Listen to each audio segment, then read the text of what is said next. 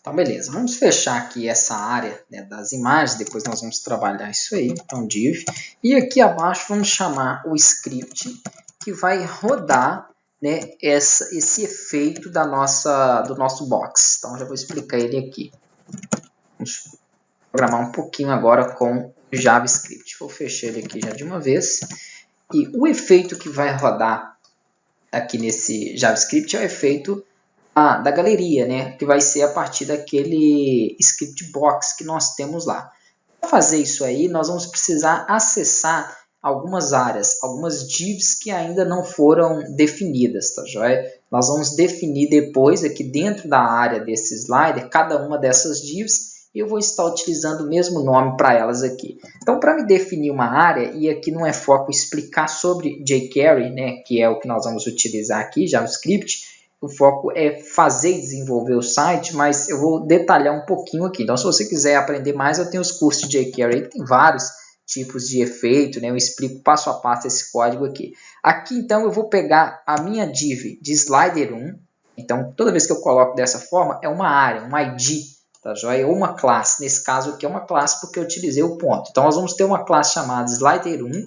E essa minha classe slider 1, ela vai executar o efeito do bx slider, que é o nosso box slider, e o box slider vai pedir aqui alguns parâmetros. Então, quando eu abro parênteses, né, e eu tenho parâmetros, eu passo esses parâmetros aqui dentro entre chaves. Então, vou abrir chaves e vou dar enter aqui para colocar dentro dessa área os parâmetros que eu vou utilizar. Quais são os parâmetros que eu posso passar para um efeito do tipo box slider? Eu posso passar o modo do efeito. Eu quero um efeito aí com opacidade, então nós utilizamos o fade. Além do modo, vírgula, para continuar inserindo, eu posso definir se eu quero que apareça textos, tá joia? Que são títulos com os captions. Eu não quero, então vou deixar aqui ele como false. Eu posso passar também para esse box slide se eu quero o efeito automático ou se eu quero definir tempo. Eu quero ele automatizado, então vou deixar true.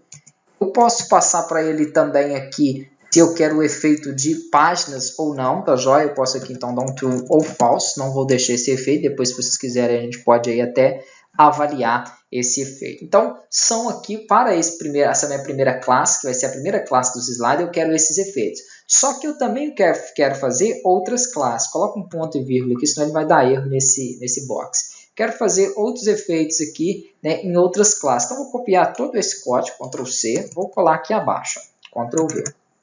A minha outra classe, vão ser 3, vai se chamar Slider 2 e também vai executar Box Slider. Executando o Box Slider, ela vai ter aqui, né, um pager false, ok? O captions aqui eu quero que apareça dessa, então só para a gente ver uma diferença aí. Né?